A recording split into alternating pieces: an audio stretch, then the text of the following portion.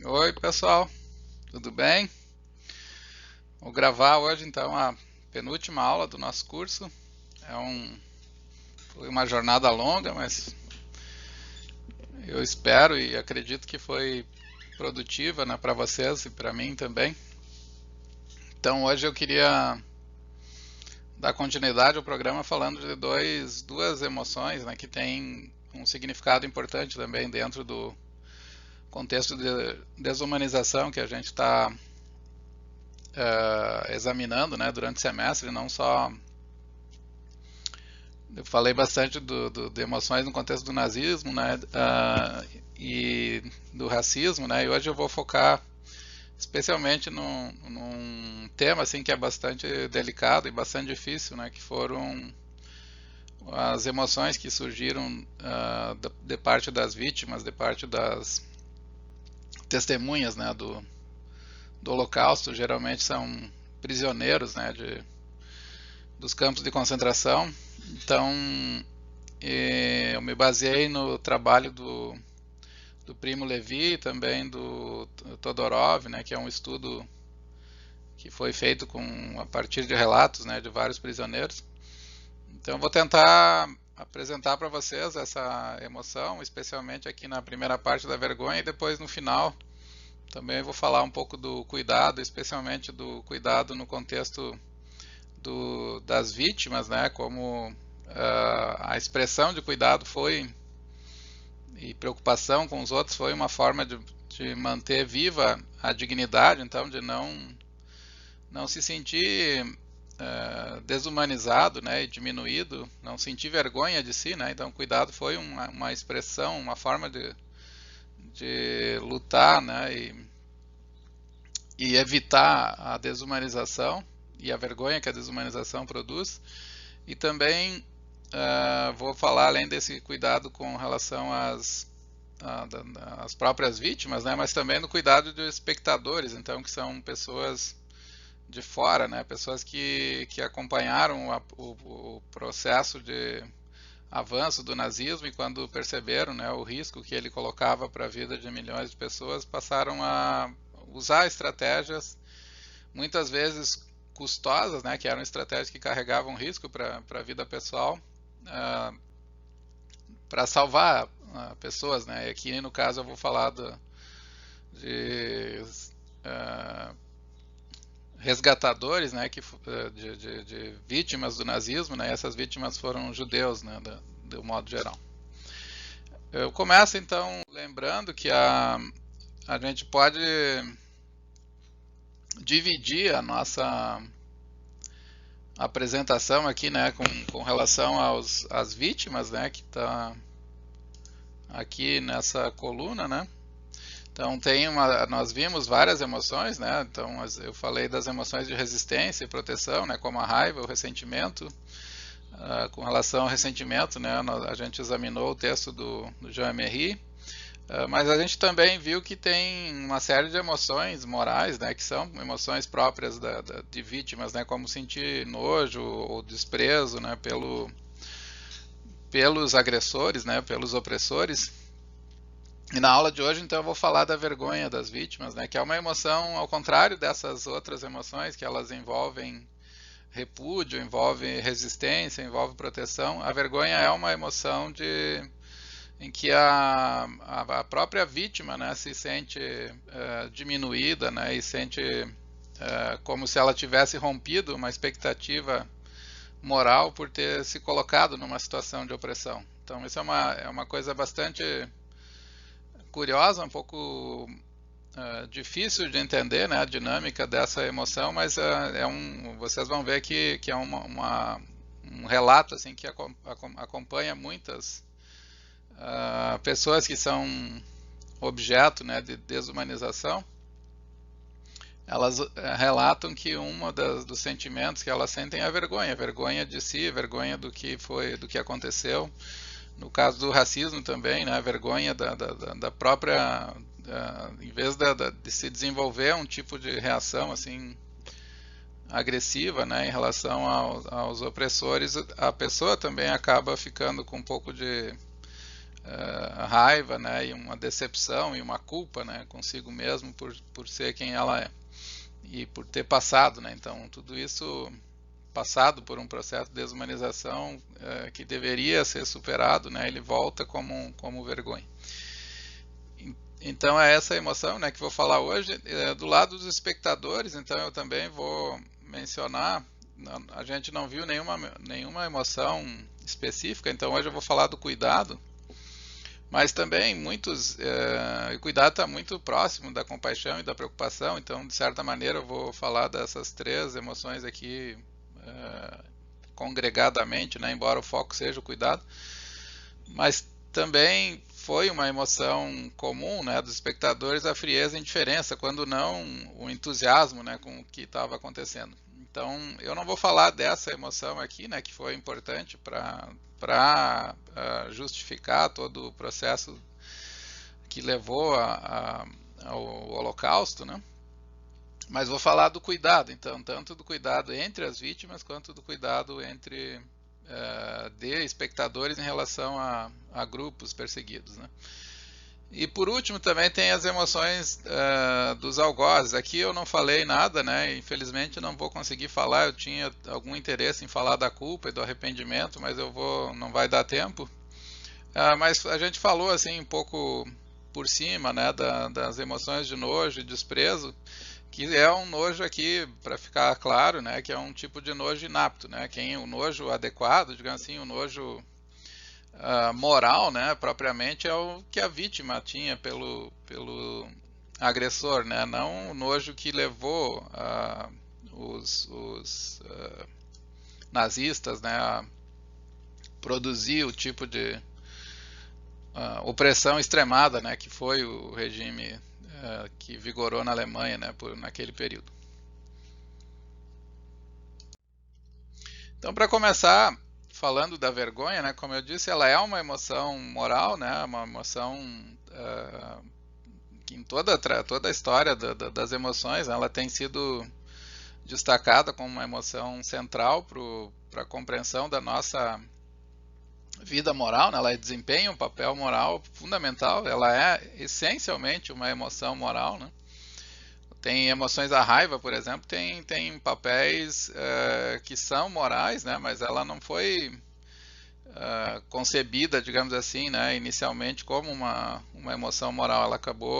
Ela adquire essa feição, né? Mas as abordagens tradicionais, né, especialmente em Aristóteles, tendem a apresentar a raiva como uma emoção vingativa, né, como uma espécie de emoção negativa, que ela envolve um desejo de destruição do outro, né.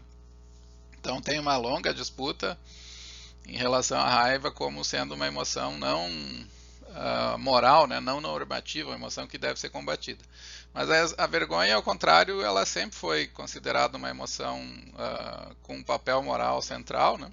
Então ela é, junto com a culpa, com a indignação, ela é um tipo de atitude reativa natural que faz parte da nossa vida social, né? E porque ela é uma reação natural, então ela tem um papel fundamental na constituição e na regulação das nossas práticas intersubjetivas, né? Então, quando nós percebemos, né, é natural nesse sentido, por isso que ela é moral, quando nós percebemos que houve o rompimento de alguma norma moral, a resposta de vergonha diante dos outros, né, é uma resposta que nós não conseguimos evitar, né, e geralmente ela vem acompanhada assim de uma expressão cabisbaixa, né, do ponto de vista comportamental, ela tem uma fenomenologia negativa, né, ela é dolorosa, né, ninguém se sente exultante, né, por passar vergonha. E ela tem, e aqui eu vou centrar, né, não vou tratar tanto dos aspectos comportamentais e nem tanto da fenomenologia, né, mas eu vou centrar na dimensão que é propriamente definidora das emoções morais, inclusive da culpa, né. Ela tem um forte componente cognitivo, né, ela envolve processos de avaliação, né? Não existe culpa sem o julgamento, né? Que alguma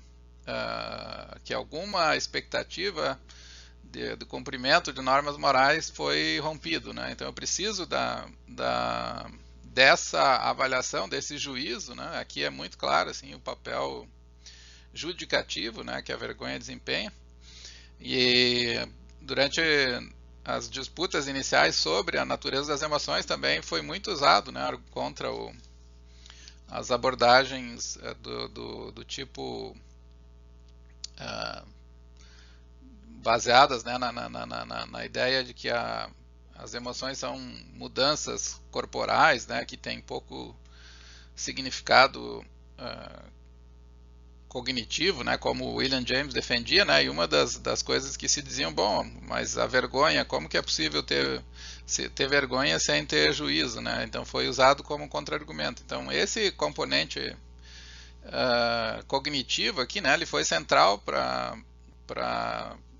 na crítica às abordagens que vocês poderiam chamar assim de sensibilistas ou perceptivas das emoções, como a abordagem do William James, né?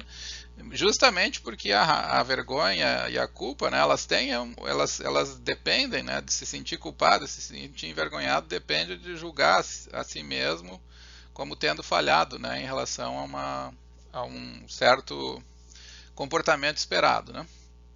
Então a vergonha é uma emoção autoconsciente e a presença dela revela que nós aceitamos as regras que governam, né, o funcionamento da moralidade, porque para que eu sinta a vergonha, né, eu preciso avaliar que eu rompi a regra de algum modo, né? Então, de alguma maneira, a regra foi internalizada. Então, sentir vergonha é um bom indicador, né, do nosso comprometimento social, do nosso comprometimento com os valores, né, compartilhados do grupo, né, da coletividade, da comunidade que nós fazemos parte. Ela também, além então desse juízo, ela tem um componente, é um juízo negativo, né, um juízo de censura da pessoa, dela mesma, ela se recrimina da sua identidade, do lugar dela como membro da comunidade, e essa censura, né, tem uma escala assim, né, que vai da depreciação à estima. Então, quanto mais vergonhoso, né, for o ato, né, mais depreciativo vai ser, mais negativa, né, vai ser a nossa avaliação. E naqueles atos que estão de acordo, então, seguem as normas sociais da moralidade aqui, né? Então nós não sentimos vergonha, né? Nós sentimos estima, né? Então vocês poderiam pensar assim que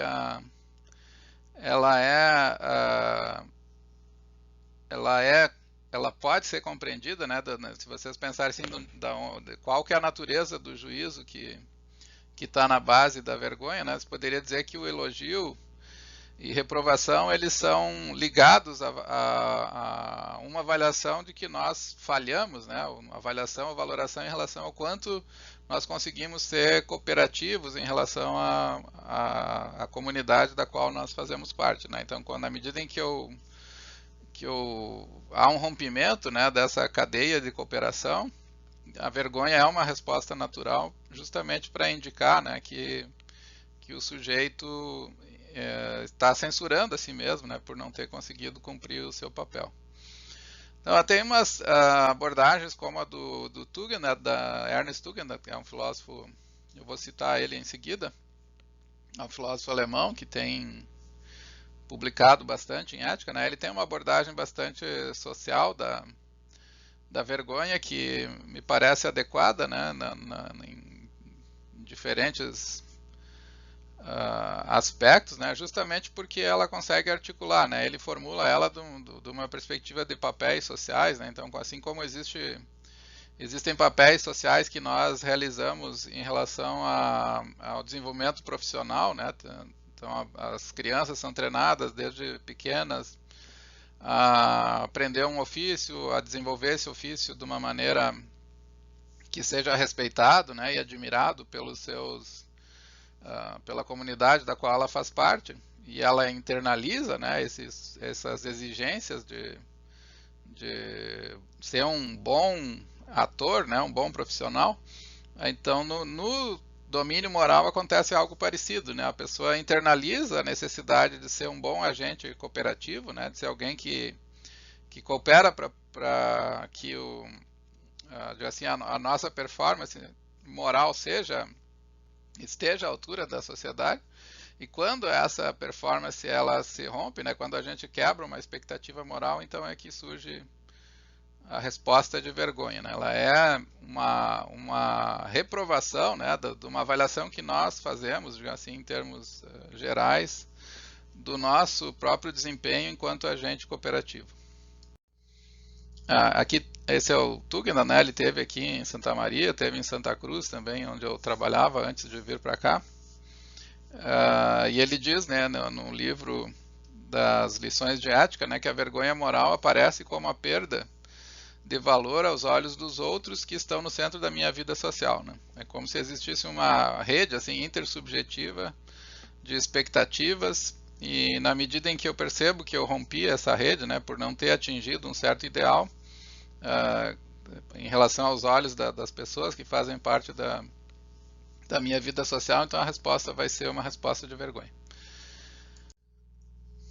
Ela tem, então, como eu falei, tem um componente cognitivo forte, né? Aqui o meu corretor trocou para o inglês. E esse componente cognitivo envolve, então, em primeiro lugar, né, um contexto informativo complexo que é identificável pelo agente sobre o sentido das suas ações sobre os outros em relação a si. Então, a primeira passo, assim, vocês poderiam dizer que é uma espécie de decodificação aqui informativa do que está acontecendo, o que eu fiz, né? Qual é a minha condição como sujeito, né, moral. Essa primeira tarefa aqui de decodificação de informação, ela depois é referida ao self, né? Então tem um segundo passo aqui que eu reconheço como degradante da minha identidade, da minha pessoa, né? Então, tanto a culpa quanto a vergonha tem essa característica particular, que elas são emoções direcionadas ao eu, né? Como o orgulho também faz esse mesmo papel, né? Eu me coloco no centro não é simplesmente um juízo de que a ação, digamos assim, teve o rompimento de uma certa expectativa, né? É o rompimento de uma expectativa que é vinculada à minha participação, né? Então digamos assim, sou eu que decepcionei, né? É dessa forma que o juízo é formado, não é simplesmente um juízo como na raiva, digamos, né, que houve uma ofensa, né, e essa ofensa precisa ser respondida de algum modo. O registro aqui da quebra, do rompimento da expectativa se dá como uma falha pessoal, uma falha cooperativa, né, que eu preciso de algum modo reparar, né. Então, é essa referência ao self, né, ao eu particular, que pode gerar culpa e outras emoções como a vergonha, né, que no caso do ponto de vista cognitivo. E por último, né, tem então esse componente de que a consciência, né, ela sempre vai surgir como a consciência de ter rompido ou fracassado em cumprir os próprios padrões ou ideais morais. Então eu catalogo a informação, essa informação é referenciada a mim mesmo, né, e ela é marcada assim como uma experiência de eu como alguém que fracassou, como alguém que não está à altura, né, das expectativas. E esse é por mais incrível que possa parecer, esse foi um sentimento, né, que o Primo Levi e vários outros sobreviventes do Holocausto lembraram, né, dos campos, né, de concentração. Eles lembraram, ele diz, né, eu cito aqui uma passagem deles, que é um fato verificado e confirmado por numerosos depoimentos que muitos, e eu mesmo, tenho experimentado vergonha, isto é, um sentimento de culpa durante o confinamento e depois. Pode parecer absurdo, mas existe, né? E isso, então, a nossa investigação hoje vai ser uma tentativa de trazer à tona essa característica, né? Porque se a pessoa que foi aprisionada, que foi sujeitada, né, de várias maneiras a vários a tratamento desumano extremo, a privações extremas, por que que ela vai responder com vergonha, né? Como é que funciona esse mecanismo da vergonha que levou a, ao florescimento, né, desse tipo de emoção no contexto dos prisioneiros, né, nos campos de concentração. Então eu vou seguir bastante de perto aqui o texto do Primo Levi, que me parece que é um texto essencial aqui para compreender esse ponto, né? E ele começa lembrando, então, que ela tem uma série de elementos das condições extremas que foi a vida no campo que forçou, né? Não se trata de uma situação cotidiana, digamos assim, né? Não é a vergonha no seu estado usual, né?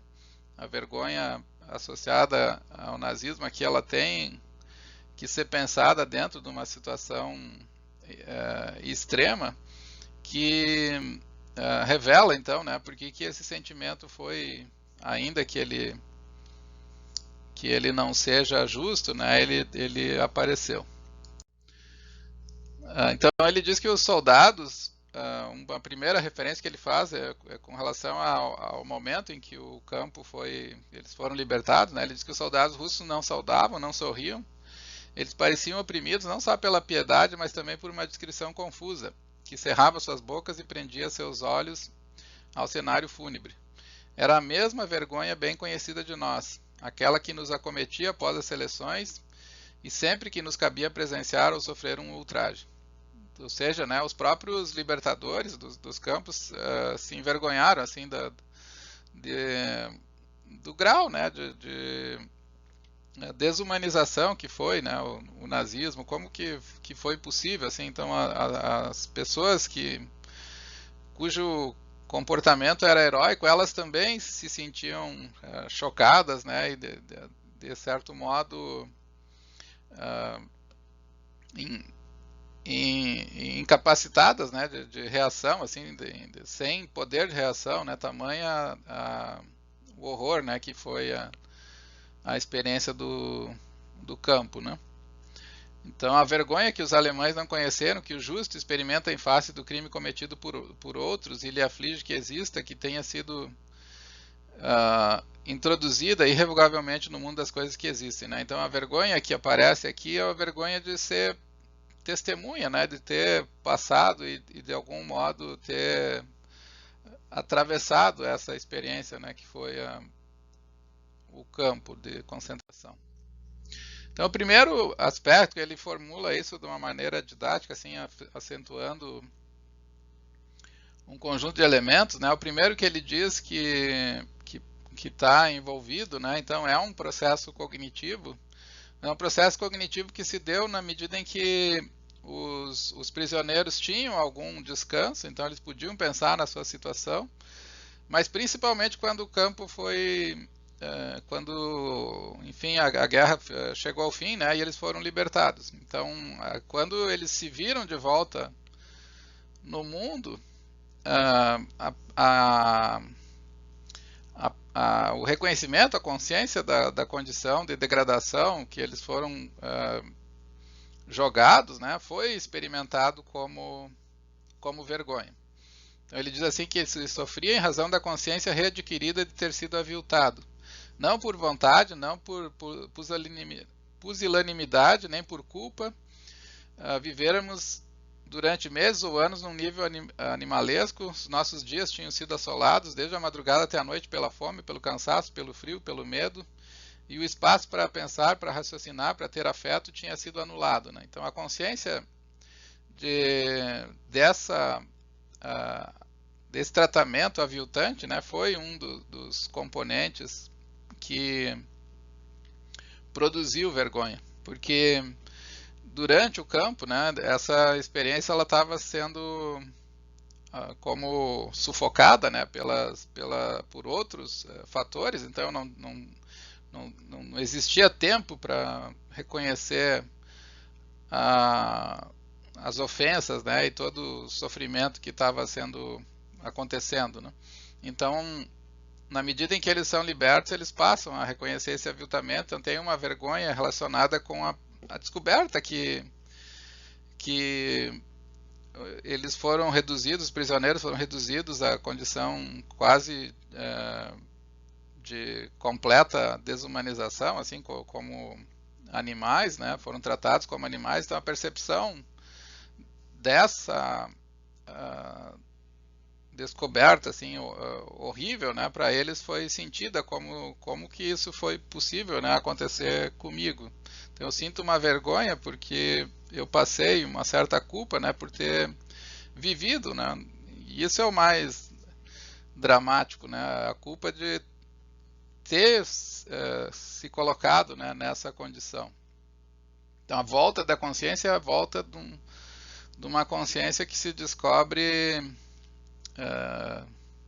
é a consciência de um ser que se descobre destruído, né? Isso que eu vou tentar articular aqui, porque é um self.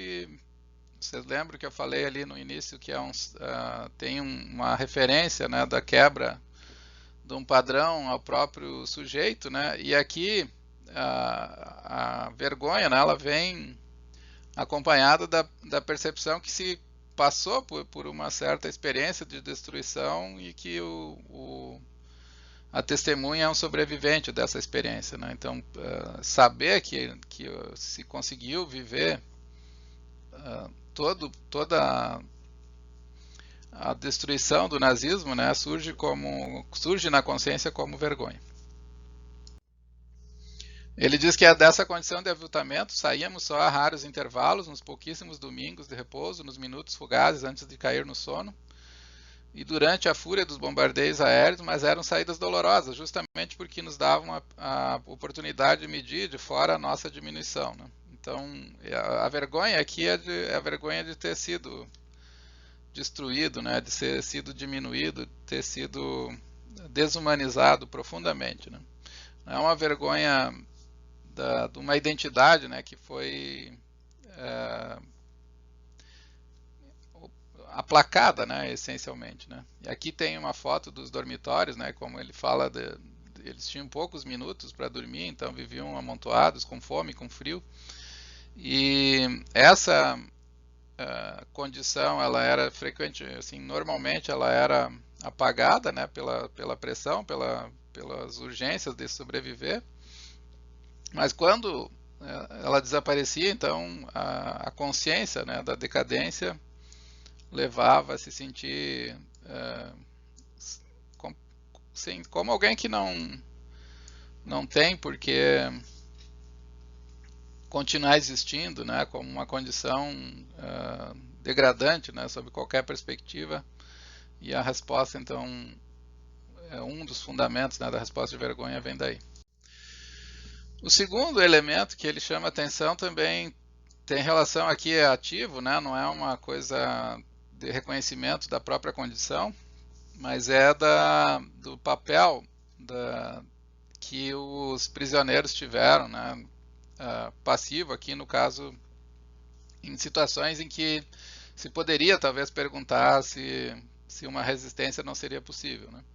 E esse aqui, na verdade, é uma consciência que não vem do prisioneiro em contato consigo mesmo, né, como no caso anterior, de alguém que reconhece a sua condição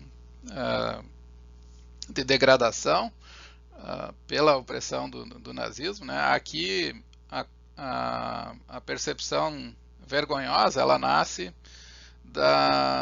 de uma espécie de pensamento contrafactual, né? Que seria assim: será que eu não poderia ter feito mais, ou ter lutado mais, ou ter enfrentado, ou criado alguma conspiração, algum mecanismo?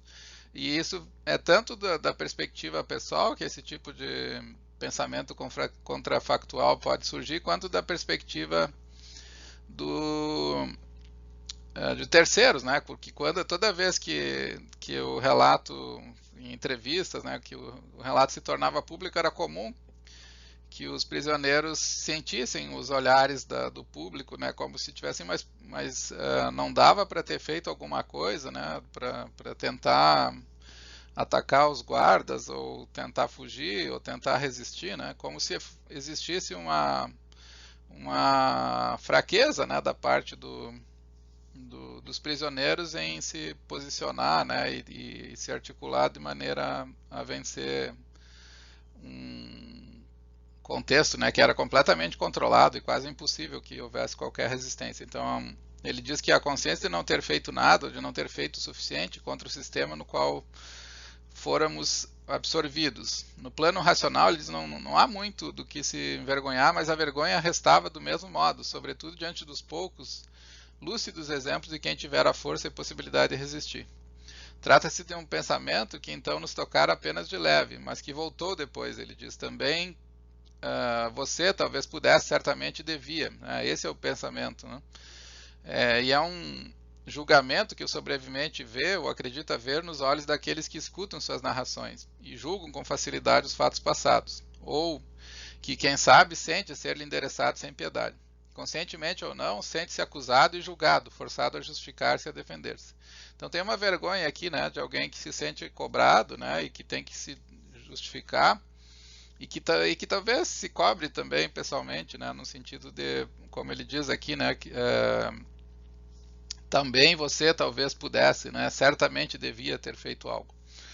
E essa consciência, então, também é abrasadora, né, nesse caso. E o terceiro componente que ele menciona, ele diz moral, né, o solidário. Então, poucos sobreviventes se sentem culpados de terem deliberadamente lesado, subtraído, golpeado um companheiro.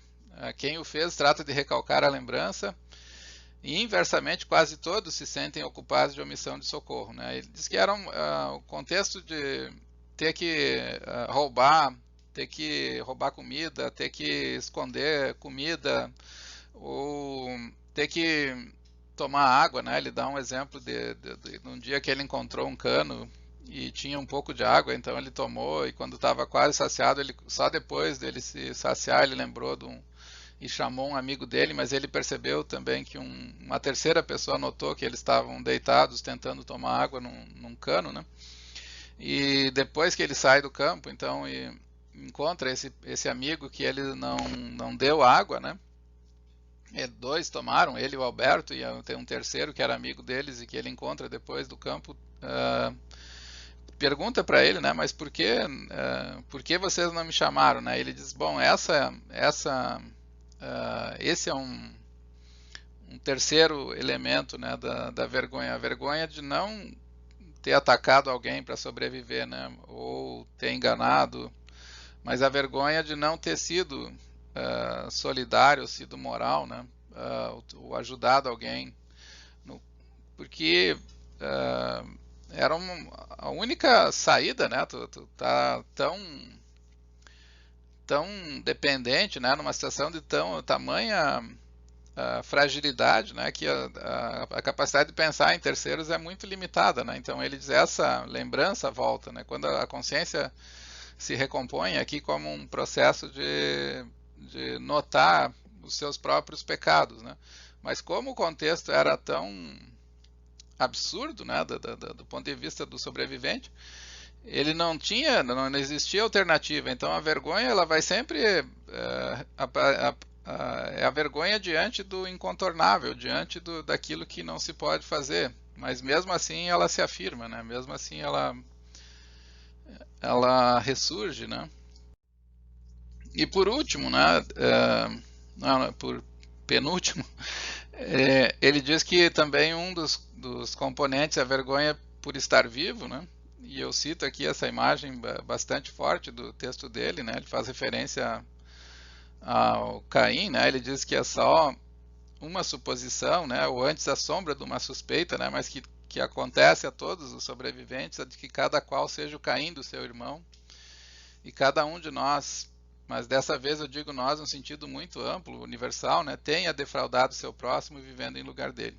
É uma suposição apenas, ele diz, né, mas ela corrói, ela penetrou profundamente como um carcoma, de fora não se vê, mas corrói e grita, né. E essa também, ela é uma suposição, né, de pensar que eu existo hoje, né, porque alguém foi morto, né, no meu lugar. E todos esses componentes, vocês estão vendo, são aterradores, né? Não existe nenhum desses elementos da vergonha aqui no contexto do campo, né? E dos sobreviventes, nenhum desses componentes é um componente em que se poderia pensar, né, que se trata de uma condição, né, natural em que eu estou reagindo, né, à quebra de uma expectativa.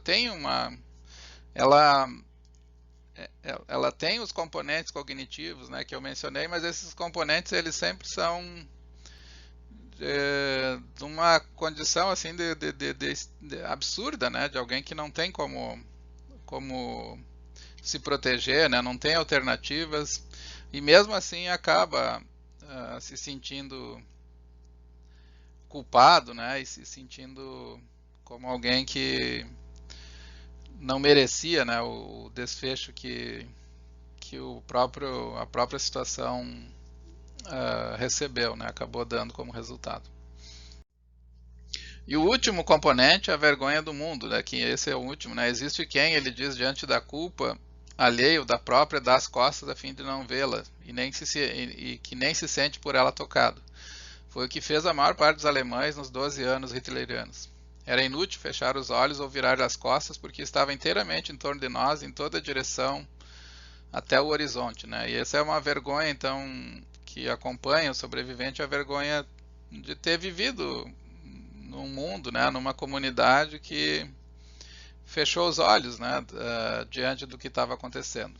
Entre nós, ele diz, os justos, nem mais nem menos numerosos do que em qualquer outro grupo humano, os justos experimentaram remorso, vergonha, dor, em resumo, né, pelo crime de outros, pelo crime que outros e não eles tinham cometido e no qual se sentiram envolvidos, né? Então é uma vergonha da humanidade, né? Uma vergonha de como os seres humanos foram capazes de produzir essa situação, né, de completo horror, né, completo de atrocidade, de baixeza, de desumanidade. E para quem é justo, né, para quem é bom, para quem foi de uma maneira injustificada, de uma maneira inocente, né, envolvido no nazismo, como foi a maioria, né, todos os judeus perseguidos, ele diz, bom, a reação é de vergonha, a vergonha de fazer parte, né, como ele diz aqui, de se sentir envolvido nisso, né, mesmo que a pessoa seja na condição de vida, na condição de vítima, né, mesmo assim, o sentimento é que o mundo foi vergonhosamente ficou devendo, né, digamos assim, a humanidade ficou devendo, né, nesse contexto. Então eu queria encerrar essa parte perguntando, assim, pensando com vocês o significado da vergonha das vítimas, né? Vocês viram que eu falei no início que ela tem referência ao self, né? Mas aqui parece que a fenomenologia, o modo como a vergonha se coloca é bastante peculiar, né? Não poderia ser pensado de uma maneira diferente. Então ela é essencialmente aqui a vergonha da destruição, da violência, da loucura humana, né? Eu sugiro, né? Porque ela é uma vergonha dolorosa, solitária, né? Que no fim das contas sentir vergonha aqui significa sentir desamparo, né? Significa perceber que se foi vilipendiado, né? Como ele diz, se foi impedido de ser humano, se foi impedido de estender a mão e cuidar de outras pessoas, se foi o mundo também foi solidário, contribuiu com o processo sem reagir a ele, né? Então toda essa dimensão, né, de degradação, de desumanização produz um tipo de vergonha que numa palavra, assim, eu diria que é a vergonha da humanidade mesma, né? Da vergonha do que o ser humano é capaz, né? Por isso é o que eu chamei aqui vergonha da loucura humana, né? De como nós podemos nos perder como seres morais, né, e políticos, e transigir, né, e se envolver com baixezas. Então tudo isso cria não é uma vergonha social, né, nesse sentido, é uma vergonha de base espiritual, né? Ela foi a vítima foi destruída, ela vive com uma dor do passado, ela só consegue enxergar o abismo, né, da destruição, da desumanização, e isso envergonha, isso faz com que, mesmo ela sendo o principal alvo, ela se sinta também de alguma maneira envolvida num crime, né? E a percepção desse crime então causa vergonha. Então eu queria também lembrar que é um tópico que eu vou tratar na próxima aula, das virtudes onerosas, né? Então aqui fica bastante claro que a pessoa que foi vitimada, ela não consegue ficar indiferente ao sofrimento que ela recebeu, então ela já foi penalizada, mas também a persistência na vida também carrega, né, um abismo, né, que não pode ser superado. Então eu não tenho como ficar indiferente ao passado, e também não tenho como a solução que o futuro oferece também é uma solução que não é satisfatória, né, porque ela implica conviver com essa percepção profunda, né, imensa, assim, dolorosa da desgraça, né, que foi esse capítulo horroroso, né, da história humana que foi o nazismo, né. Ela é um tipo, né, eu formulei aqui dizendo que ela é um tipo de tristeza profunda, porque nós aprendemos quanto o humano pode destruir em nome de pequenas vantagens, em nome de uma adesão cega a ideias de grupo, né, de algum tipo de proteção, algum tipo de ganho, e ser colocado, né, então alguém que precisou sobreviver no inferno, precisou ser desumano, né, nesse contexto, e reconhecendo que o mundo inteiro cooperou, todos os espectadores, né, do modo geral, assim, a gente vai ver que tem algumas pessoas que prestaram ajuda, mas a grande parte da população aderiu, né, ao nazismo. Então, reconhecer toda a decadência humana cria esse sentimento de ter, de algum modo, se sentir envolvido, né, e não poder ter reagido, né, ou feito qualquer gesto, a incapacidade de ação, a adesão, né, toda a sequência de eventos ela gera, né, essa experiência emocional aterradora, né, da vergonha. Então, ela é uma espécie, né, é uma tristeza que se parece a percepção de uma prisão, né, porque quando a consciência é retomada, ela se efetua com um novo aprisionamento, né.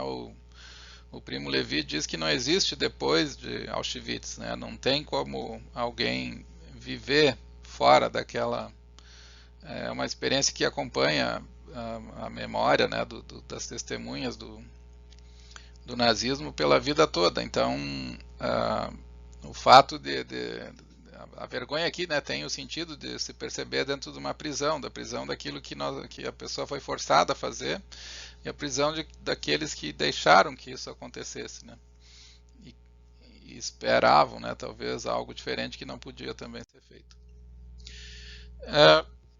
Como que se poderia responder, né? De fato, o Levi fala disso também, mas eu cito aqui o Todorov, né? Ele diz que um dos caminhos que foi usado, né, em relação como resposta à vergonha foram tentativas de manter viva a própria dignidade, né?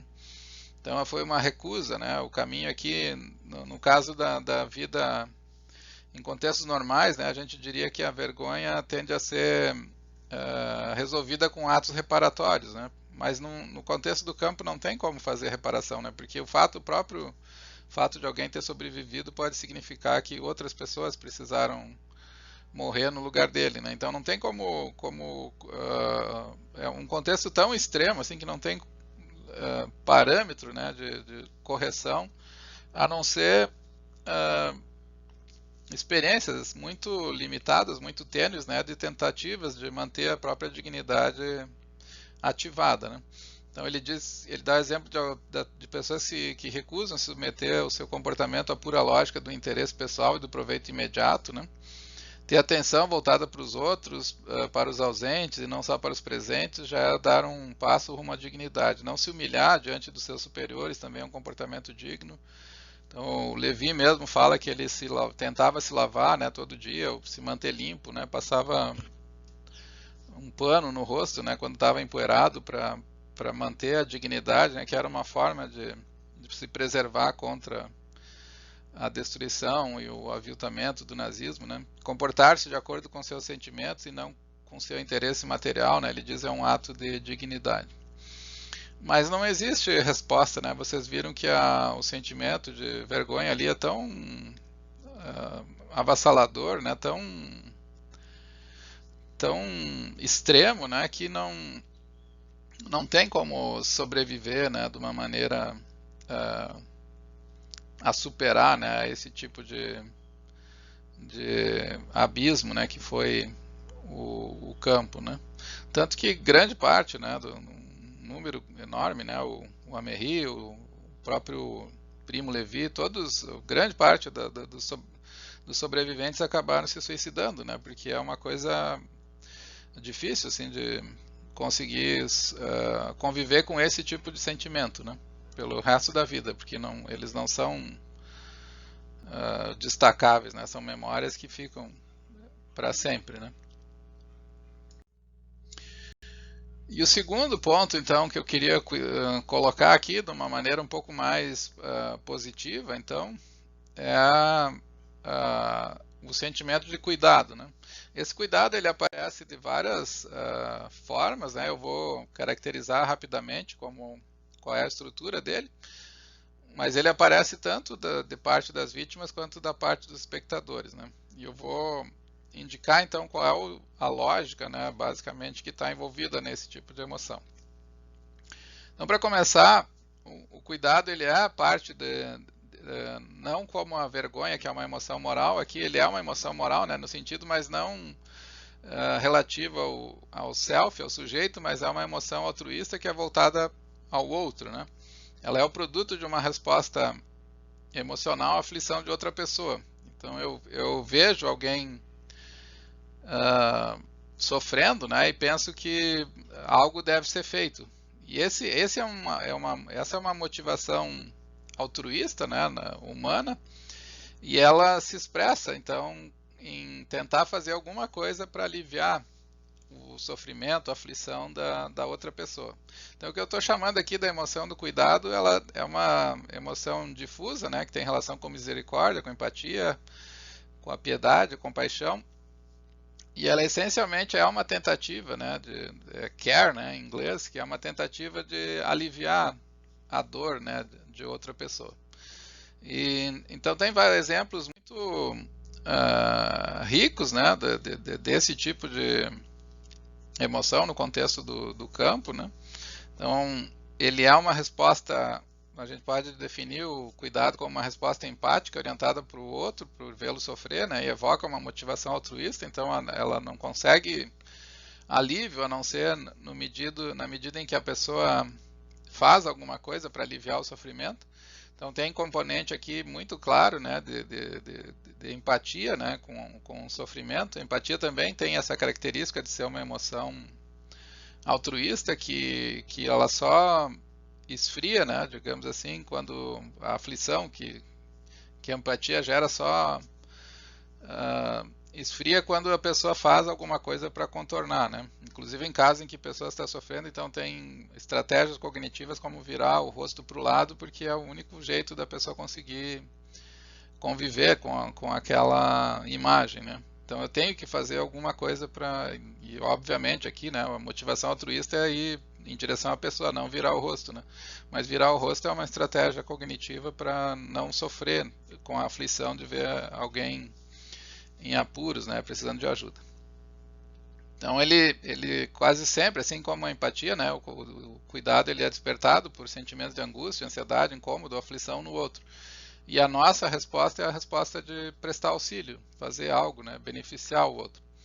E nesse sentido, então, que o cuidado é uma emoção que altruísta, né, em oposição ao egoísmo, né, ela é sempre para o bem do outro, né, e não para o meu próprio bem. O bem da pessoa que faz é o bem do prazer, né, de ajudar, de um certo alívio, mas não é, em geral, o cuidado, né, envolve, no caso do nazismo, o cuidado envolveu o risco tanto para os espectadores quanto para as vítimas, um custo altíssimo, né, que era o custo de ser morto.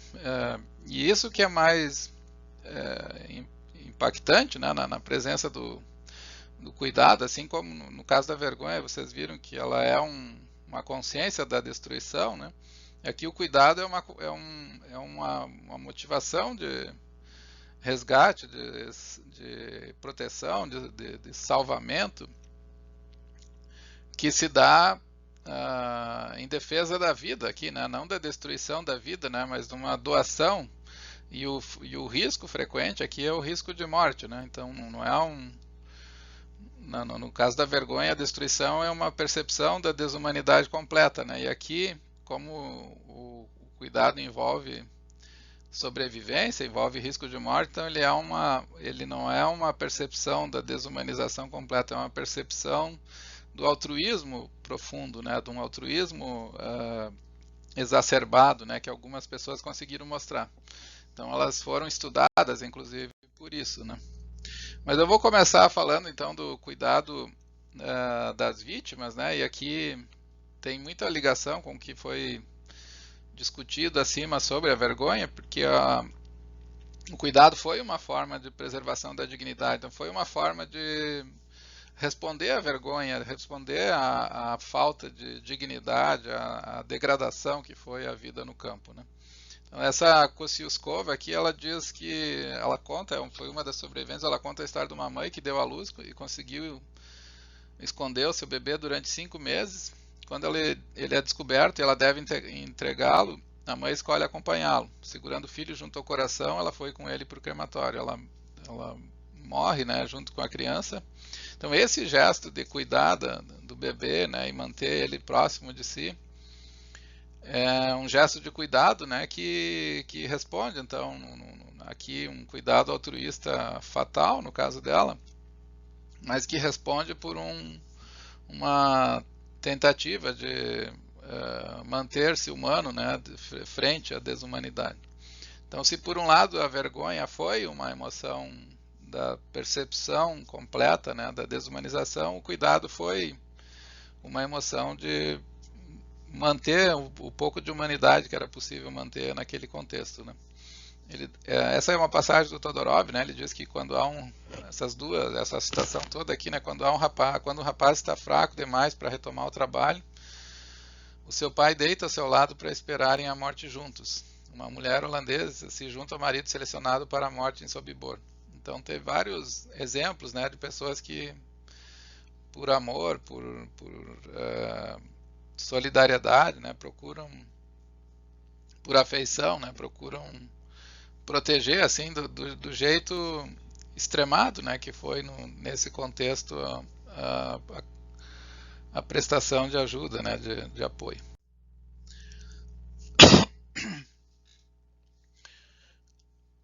O cuidado, então, e a dignidade é uma forma nesse contexto, né, foi uma forma de assegurar respeito, dignidade, respeito de si diante do horror, né? Ele pode se expressar por qualquer pessoa em necessidade, mas ele geralmente aqui ele tomou a forma, né, ele surge, né, como efeito da afeição e proximidade.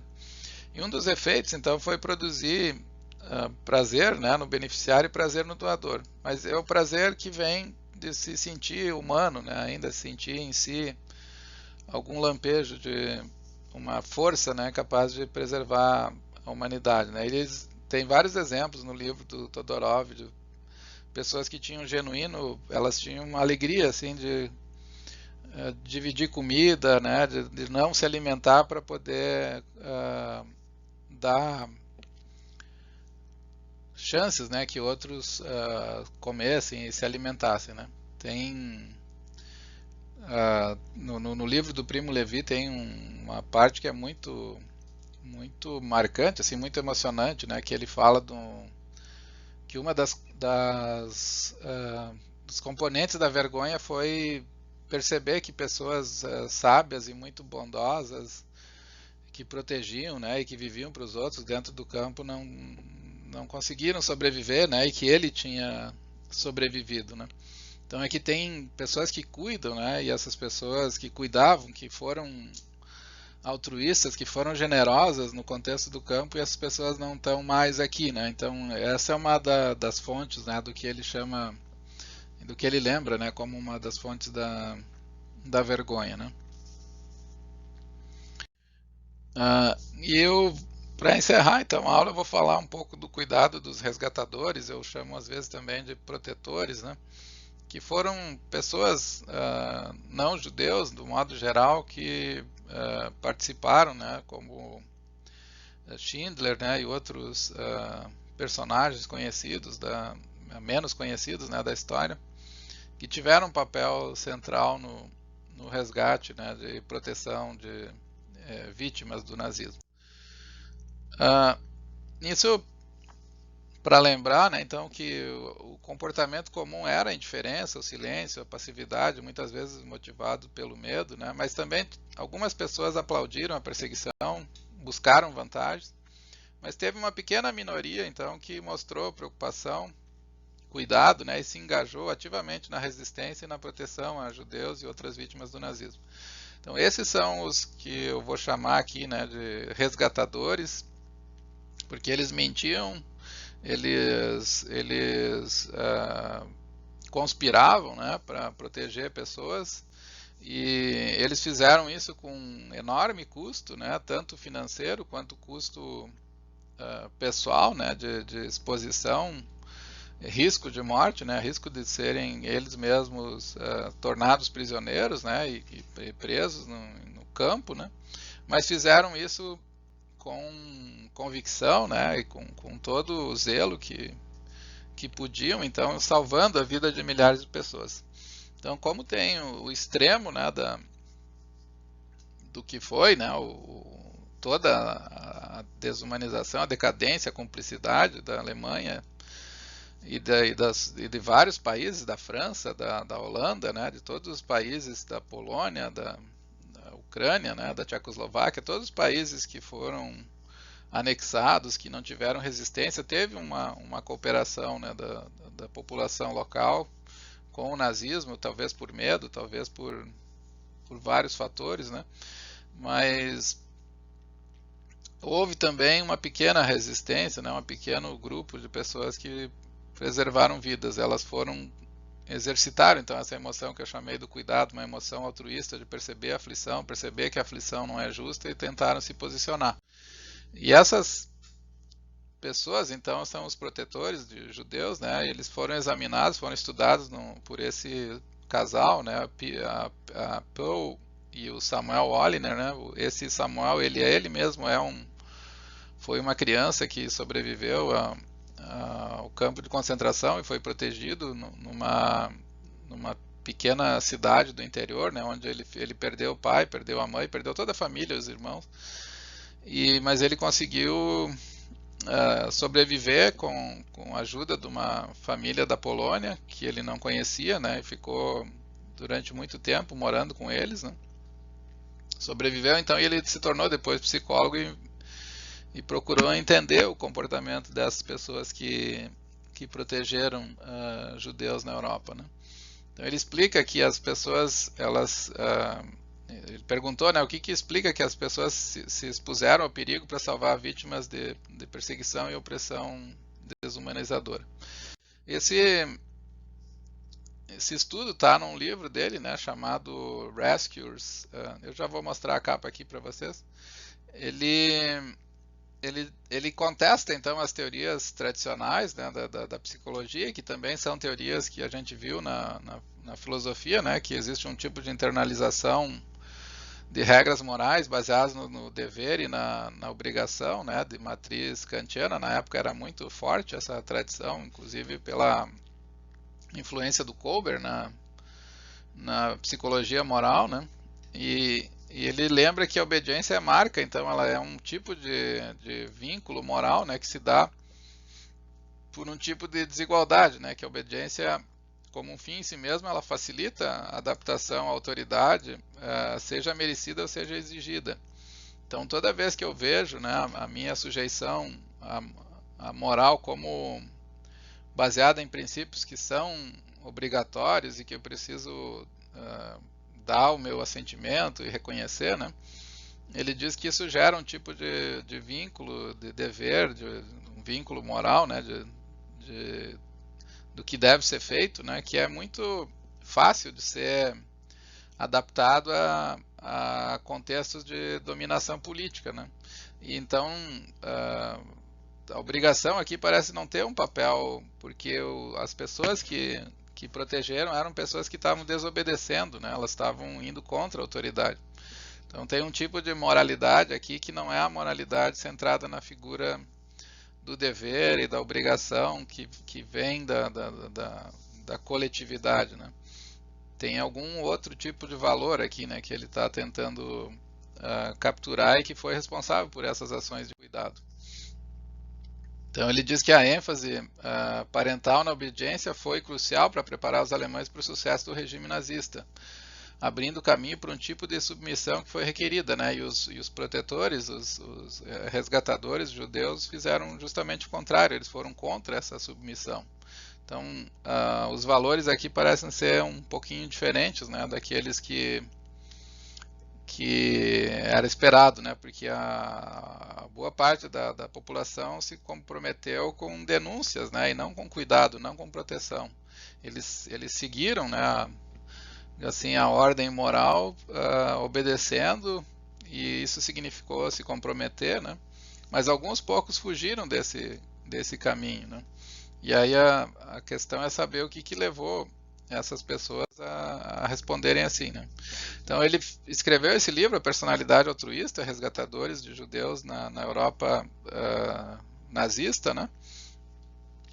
E ele diz que a maioria dos resgatadores que ajudou foi motivados por preocupações de equidade e cuidado. Então não foram preocupações com o dever, foram preocupações de ver a pessoa sofrendo, né, e ver que alguém precisava de ajuda e responder a esse pedido de sofrimento, né. Então tem aqui uma fonte, digamos assim, né, da moralidade que não é a fonte do sujeito moral como alguém capaz de produzir processos reflexivos de nível sofisticado, elaborado, complexo, que envolve reconhecer a presença de um direito universal, imparcial, centrado no dever, né? O que ele reconhece, na verdade, é um particularismo. Assim, tu vê uma pessoa em apuros e tu percebe que tem algo que precisa ser feito, né? É claro que não é um processo totalmente avesso à racionalidade, né? Ele vai falar aqui em equidade, né? Que é um tratamento justo, né? Que tem componentes de imparcialidade, como as éticas universalistas tendem a enfatizar, mas aqui no caso da hipótese dele, né? Essa equidade é perceber que o outro, o judeu, portanto, não é diferente de mim, ou polonês, ou cidadão porque alguns guardas também não a ponto de libertar alguém do campo, né, mas procuraram fazer um tratamento que menos desumano, né, e era justamente quando eles reconheciam que aquela pessoa era alguém que poderia ser um deles, né, não alguém um verme, né, como os judeus, os nazistas tendiam a afirmar, né? Era alguém que poderia ser eu mesmo, né? Era alguém que eu devo algum grau de reciprocidade. E, portanto, existe, né, espaço aqui para alguma dimensão racional, mas essa dimensão ela não foi tão central como as teorias morais tendem a preconizar, né? Pelo menos foi isso que os achados qualitativos dele mostraram, né? Ele entrevistou mais de 200 sobreviventes, né, em várias partes da Europa e foi coletando os relatos, né, e depois montou esse livro, então, tentando mostrar como que eles narravam o seu próprio comportamento. Então, ele diz que os protetores ativamente criaram, pesquisaram e reconheceram oportunidades de resgate de judeus onde outros não foram capazes. A sua participação não foi determinada, não foi uma coisa que as circunstâncias favoreceram, né? Foram as próprias qualidades pessoais dessas pessoas que levaram a esse resultado. Essa aqui é uma senhora da Grécia, né? Esses aqui são dois irmãos, ela protegeu eles quando crianças, né? E muitos anos depois, mais de 60 anos aqui, eles tiraram essa foto no Memorial do Holocausto em Jerusalém, que foi onde eles se encontraram, né, depois, e o casal, esses irmãos agradeceram, né, por ela ter protegido eles, acabaram sobrevivendo. Eles ficaram escondidos muito tempo, né, durante a guerra.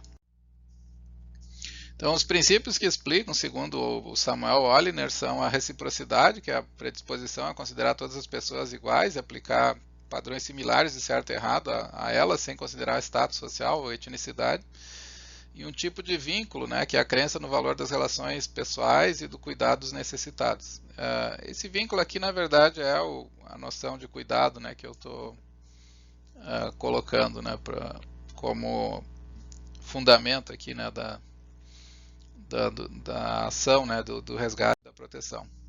A reciprocidade envolve fazer com que as pessoas, os outros, né, sejam vistos como sujeitos com os mesmos direitos, os mesmos benefícios, né? Então, nas punições, as pessoas que seguem, né, o princípio de reciprocidade, de equidade, elas vão punir de maneira similar, né, vão compensar também, os procedimentos são garantidos, né? O resultado é justo porque o procedimento seguido, né, garante esse resultado. Então, esse é um componente importante, né, que teve associado com o salvamento, mas justamente porque as pessoas que têm um excessivo autointeresse, ele diz, e autopreocupação, elas geralmente não conseguem perceber as necessidades dos outros, elas não têm a habilidade, né, de reconhecer essas necessidades e também a motivação para fazer algo em favor das pessoas. Então, ser capaz de expressar cuidado e reciprocidade envolve algum nível, né, de compaixão, de empatia com o sofrimento que só o altruísmo consegue oferecer.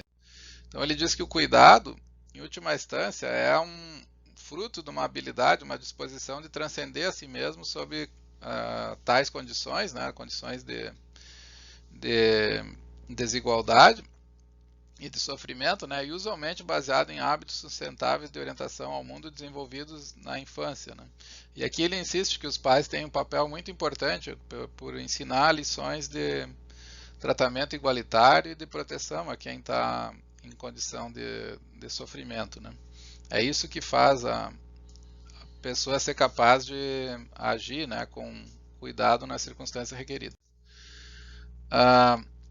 Os outros, então, o foco primário dos resgatadores eram os outros, né? Eles foram capazes de trazer à guerra, ele diz, uma maior receptividade às necessidades dos outros e tinham aprendido a importância não só das relações, mas também de considerar os outros especificamente. E aqui eu queria encerrar, né, lembrando que existe o argumento dele, né, que tem um tipo de particularismo, né, que o cuidado pode apenas ser dado a um rosto humano, né, enquanto que a equidade, enquanto o tratamento recíproco, ele pode ser administrado para pessoas de uma maneira abstrata, mas o cuidado ele envolve enxergar, né, quem nós estamos, com quem nós estamos lidando e que tipo de necessidade a pessoa tem. Então vocês poderiam pensar aqui que o que os estudos do Samuel Oliner e a esposa dele, Paul, estão mostrando são assim, tem um caminho, né, de enfrentamento da desumanização que envolve ser capaz de reconhecer o outro particular, né, e não é um caminho abstrato, né, de treinar seres humanos para serem imparciais. Tem algum grau, né, eu não estou sugerindo, né, que a imparcialidade não é importante, mas em alguma medida o fundamento aqui, né, é uma capacidade de reagir ao sofrimento, de reagir à dor do outro, né, tal como ela se mostra. Então, o cuidado endossa a disposição a dar mais do que receber, enquanto a equidade enfatiza procedimentos justos. O cuidado insiste na benevolência e na gentileza. A equidade pede que nós façamos o nosso dever de acordo com a razão, mas o cuidado insiste que não hajamos por interesse, né, e hajamos sim em vista dos outros, né? Tá bem? Então, eu fico por aqui, né? Essa me parece que é um momento importante dentro da dinâmica das nossas aulas, né? Na medida em que aqui a gente conseguiu, eu acho, trazer à tona, né, todo o contexto profundo, assim, de profunda dor, né, que foi o nazismo, mas também os suspiros aqui, um pouco de lampejos, né, de humanidade que surgiram, né, também nesse contexto. E eu agradeço então e a gente se vê no próximo encontro.